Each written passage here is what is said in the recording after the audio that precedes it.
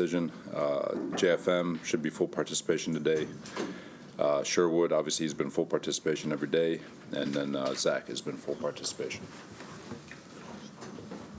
Robert, like over the spring, I think it was mainly the spring, we were asking these questions about the identity of the team.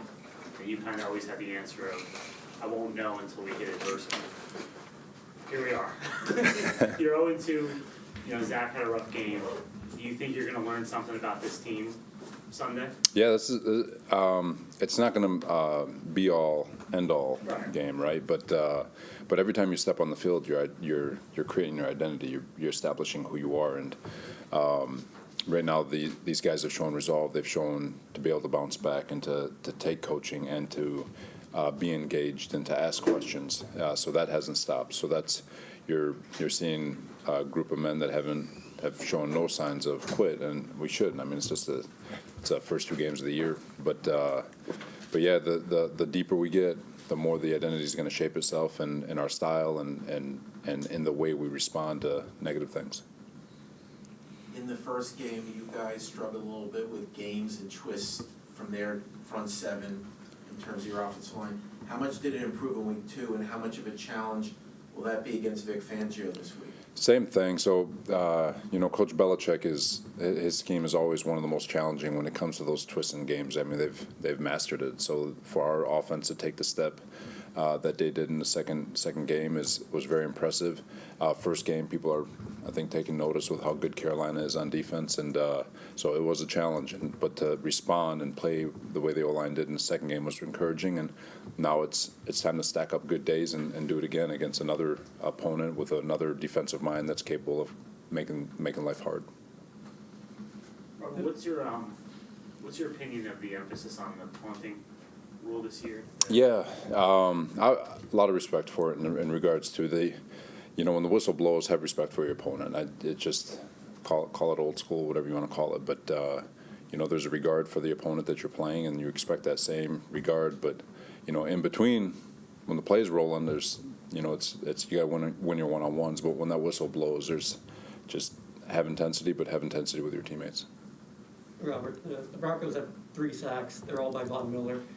Is he the type of guy that you have to scheme specifically against so that he doesn't beat you? Yeah, he's a difference maker. So you look at players. There's players who you have to game plan for. There's players you have to pay attention to, and then there's players who they're good players. But he is definitely a guy that garners all of your attention in terms of how you game plan and how you protect the quarterback. And he's been wreaking havoc for many, many, many years, and I expect him. And the way he looks right now, he's got a lot of years left. So, how big a challenge will the stadium there now with fans be for your offensive line and your young quarterback in terms of communicating in a very loud road venue? Yeah, they're 2-0. I mean, both their games were on the road, so I'm sure fans are just chomping at the bit. They haven't been in the stadium in forever. With regards to referencing COVID, and I'm sure it's going to be loud. but at the same time, we've already went to Carolina. We've already gotten that experience with loud stadiums. It was pretty loud over there too. So again, trust in your preparation, trust the cadence system, and just go execute.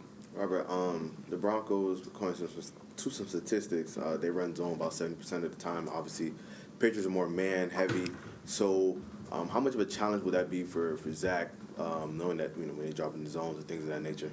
It's what's good about it for Zach is that he's seeing how the league is. There's so many, even though everyone says it's a copycat league, people still have their own personality and how they play defense and how teams play offense. And just with regards to Zach is how can he evolve his game week to week to play quarterback and to take care of the football, but still be aggressive while being smart. It's an art form, and not an art form that's easy to master. But we've got all the faith in the world that Zach's going to figure that out. Have you sensed from Zach that he's kind of dying to get back out there? I think we all are. I know I am. You just when you play. Call it a biased look at the film. It felt like we played a really good brand of football. We just turned it over 4 times, which in the history of football you'll never win. But I think I speak for the entire organization where we're just chomping at the bit to get back on the football field and try to showcase who we are. Take a couple more. Has Crowder missed too much time to just jump right back in if he shows he's healthy enough, or do you have to kind of ease him back in regardless? You know what? So all of it is part of an ease in, but with how he trains and all that, so he's, from a conditioning standpoint, he'll be fine. But from a schematic standpoint, he knows the scheme like the back of his hand. He executed it in Washington. He's been here long enough. He's a veteran, so he'll be fine. So when he's ready to roll, he'll be able to jump right in. Robert, with the way you guys attack on defense, with like Carolina and New England have kind of thrown some screens at you to kind of counter that.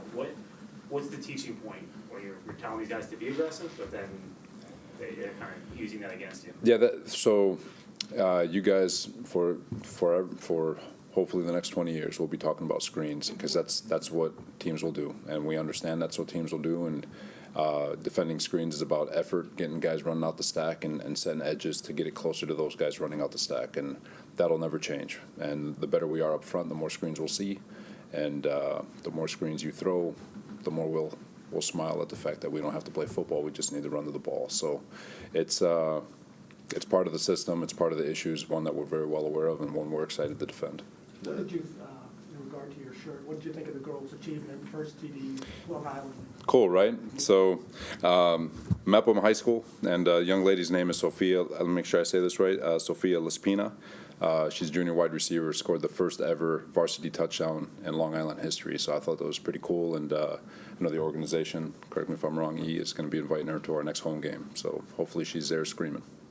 I had one more hard-hitting question. One more hard hit. Got me sweating over here, man. Robert, do you expect Denzel to be inactive again on Sunday? Game time decision. We'll see how it all works. But pumped for Denzel in the week he's had. There's obviously he's growing just like the rest of the team is. So we'll see on Sunday. Did you hear from your mother? This is my hard-hitting question. First off, I want to say sorry, Ma. I didn't mean to hurt your feelings. She's the best. She's always been my biggest fan, but she's concerned. She's a concerned mom like everyone else, every other mother in the world. So, well warranted. From a passing standpoint, the Broncos, they only blitz about, I think, 20% of the time, like 25 at least in the NFL. So, like, what's the adjustment in that when a team isn't going to really blitz you like they're going to just try to get you with 3? Their pass rush is really good. When we were in San Fran in 2019, you had an unbelievable front four. I don't think we blitzed very much. We didn't. The following year, we had to mix it in. But Vic being with him as a QC and really adopting some of his philosophy is like the best way to play defense is with 4 rushing the passer. And that's always has been his philosophy. That's when they play at their highest level.